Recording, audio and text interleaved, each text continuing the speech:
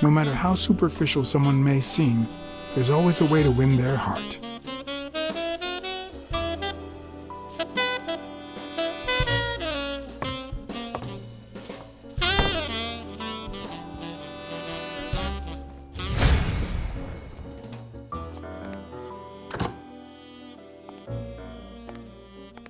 Don't tell me, Billy Bob. This here is my new friend Fada. Am I right?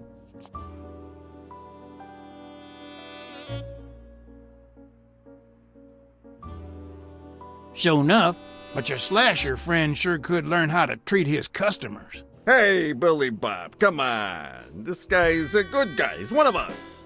My apologies, sir. Hey, come on. Let's get in there before they finish all the bourbon without us. I haven't frisked him yet, sir. I don't think that'll be necessary. Mr. Farnham here, he's an honest Texan. And I'm sure he'll hand over his weapon if we ask him to. Right?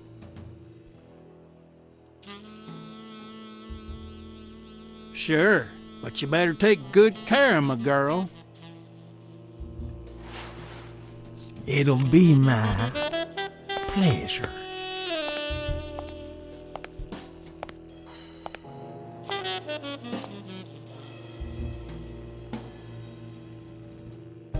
Welcome, gentlemen. Chips are on the table and guns are in the safe. Now, we got a lovely night of poker ahead of us full of smoking and bourbon. So let's get started. Take a seat, Mr. Farnham. Let me introduce you. To my right, wearing gray boxers and weighing in at 140 pounds, the owner of Pink Vice, the largest meat market in all of Manhattan. In other words, a real son of a bitch. No offense to the women he exploits. Our reigning champion, Oswald Quince. A title I aim to keep, provided our new contender here doesn't interfere.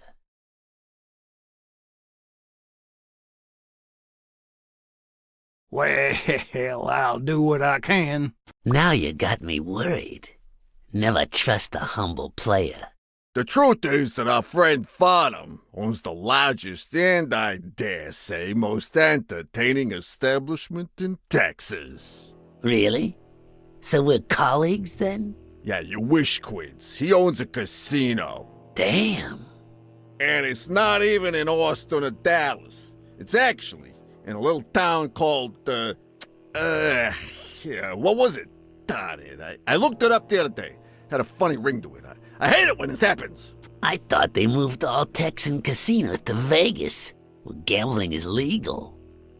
You mean Ding Dong, Texas? Ding dong! That's it.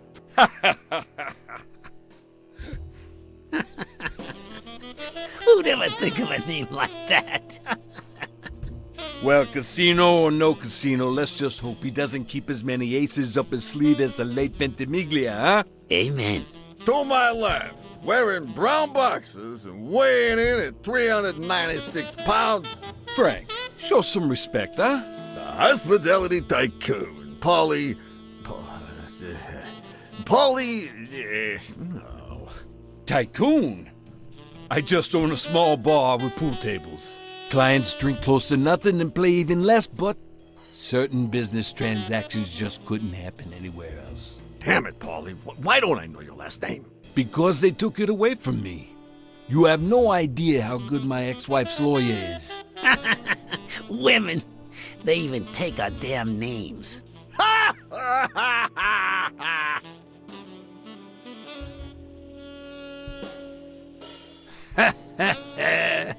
You're too much, Paulie. When you're done sightseeing, why don't you drop by La Iguana for a game of pool, and I'll buy you a drink. But I have to warn you, my clientele isn't crazy about furry fellas such as yourself.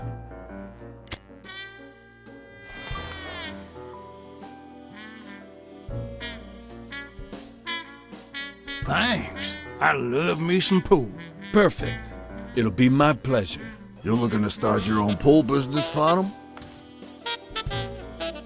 This guy here wants to start a boxing association in Texas. And guess who he's turning to for advice? To be honest, several things got me worried. so I'd be much obliged for any counseling. So, what worries you?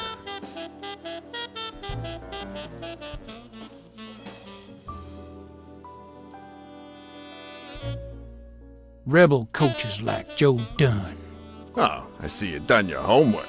That bastard wouldn't accept the most basic rules. For example, banning boxers from official competitions when the managers don't belong to my association. Hey, don't get me wrong, I'm sorry for his death. But if they ever find the murderer, I'd be glad to pay his lawyer fees. Billy Bob, bring out the bourbon. We're drying up here. I'll deal with a fresh deck, of course. We respect traditions in this establishment. Poker is as boring as it is simple. All you need to do is read people's faces. And even the worst detective has that trick up his sleeve. The real issue is knowing what to play for when there's much more than just money at stake.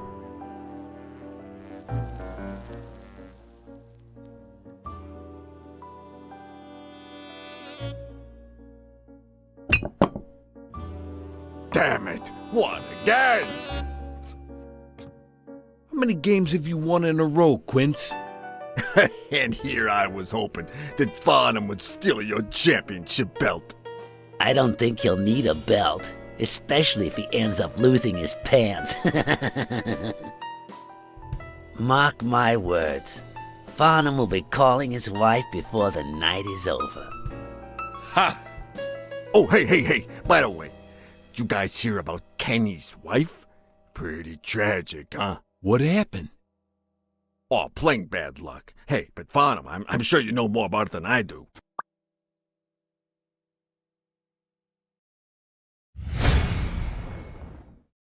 Anyway, Kenny, thanks for fixing the game with Cassidy. God bless you, brother. The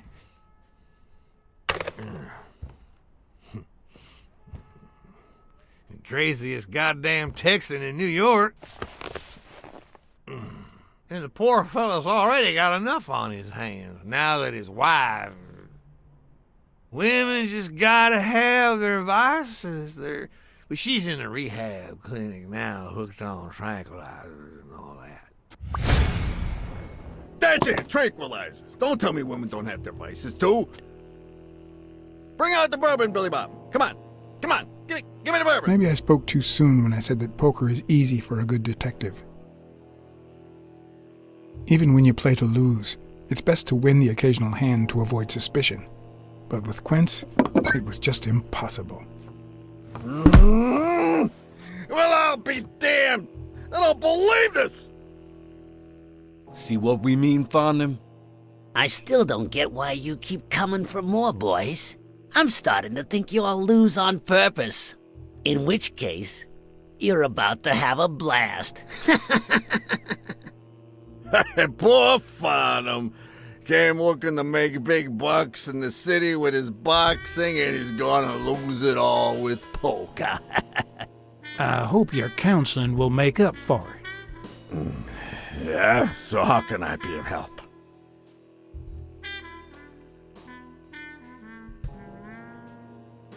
Those there athletes hooking up with each other, like Al Stone and Helen Moore. I see you subscribe to What's News. Yeah, my star boxer. The reigning champion.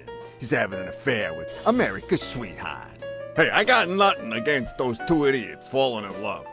Don't get me wrong, but it's taking a toll on his performance. I don't think he'll lose against Yale, but I'm starting to worry a bit. You happy now? Sure thing. Although, there is something else. Come on, spit it out. I want to play. Homicidal boxers like Bobby Yale. Ha!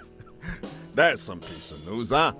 Hey, I don't know if he did it, but the real problem is that the fight against my champ Stone might not even frickin' happen. The good news is that I've almost convinced the governor to let him out of prison on the day of the fight. Under police escort, that is. I bet you the audience gets a kick out of that. Come on, let's steal another hand before Quince accuses us of trying to break his winning streak. Ain't gonna happen.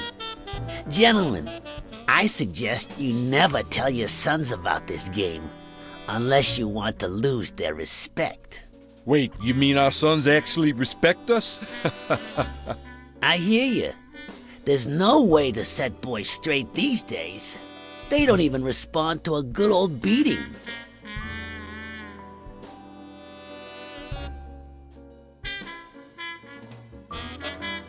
Then try not beating them.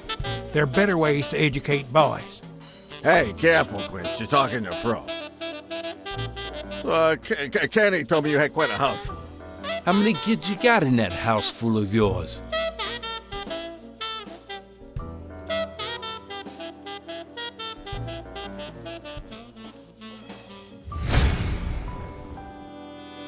No, that son of a bitch was about to choke on his own vomit.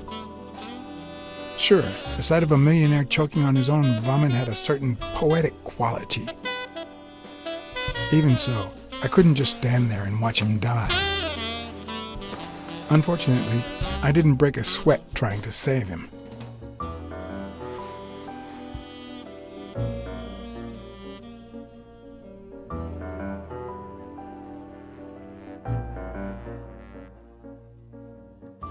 How many kids you got in that house full of yours?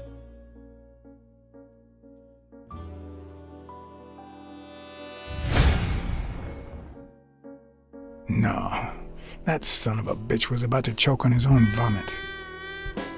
Sure, the sight of a millionaire choking on his own vomit had a certain poetic quality. Even so, I couldn't just stand there and watch him die. No, deserving or not, the man would live.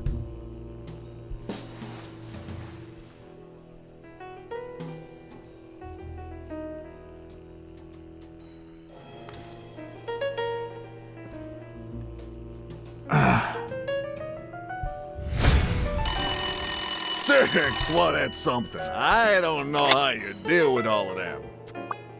All boys? Does it have to be now? Oh, never let Quince near one of your daughters. Come on, Folly. Children are sacred. I won't lay Cassidy. a finger on them until they're 12. After that, well... let's just say... some men have needs that can only be met by a young girl that age, if you know what I mean. Are you all right, Farnham?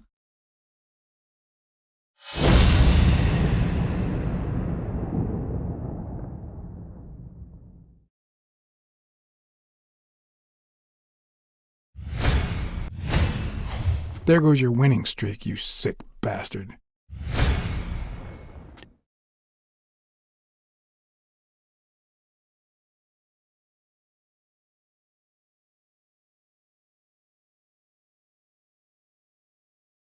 Yes, I'm fine.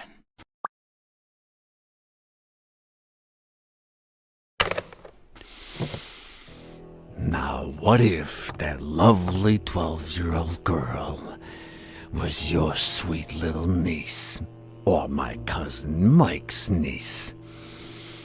And what if she disappeared a while back? And what if she'd been taken to work uptown? In a brothel, huh? What do you think about that? I don't know what you're talking about, Frank.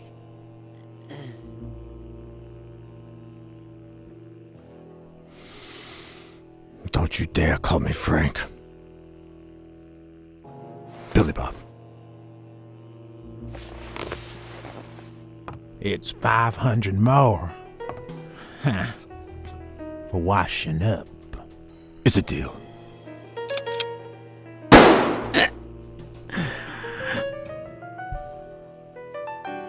Sorry for the spectacle, fellas. I had no idea the game would end like this. Please, take my tokens, and that flying scumbag's tokens as well. Now, if you'll excuse me, I have some family matters to attend to. If you decide to go ahead with your new venture, call me, Farnham. Your behavior at last night's game was utterly insulting. Never contact me again, or I'll put an end to your pathetic life. If our common acquaintance should ask you about your business endeavors, tell him that boxing is too violent for you. Signed, Frank Cassidy.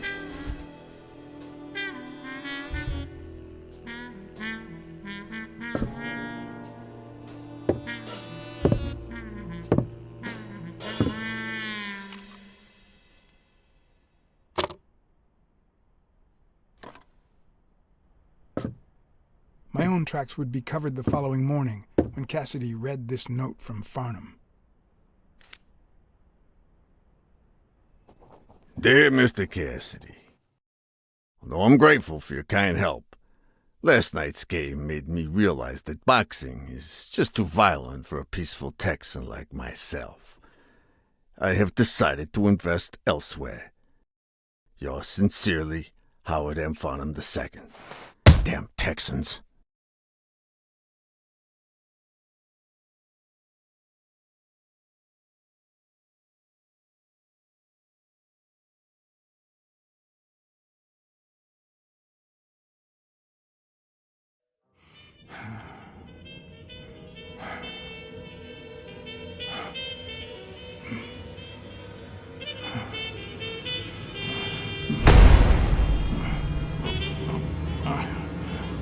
As for me, it was the first time in days that I had gone to bed without my daily beat.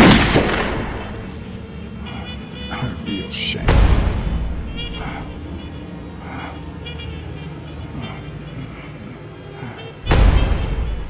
Nothing like a bruised body to help you to sleep like a baby.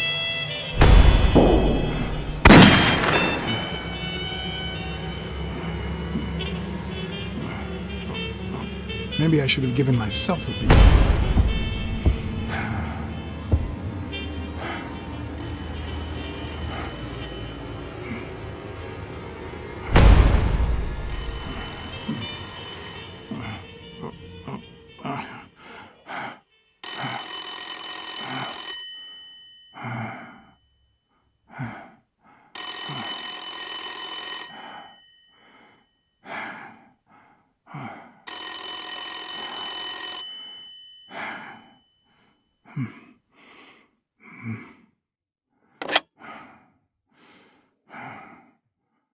Blacksad. Finally, I need you at the gym now, please.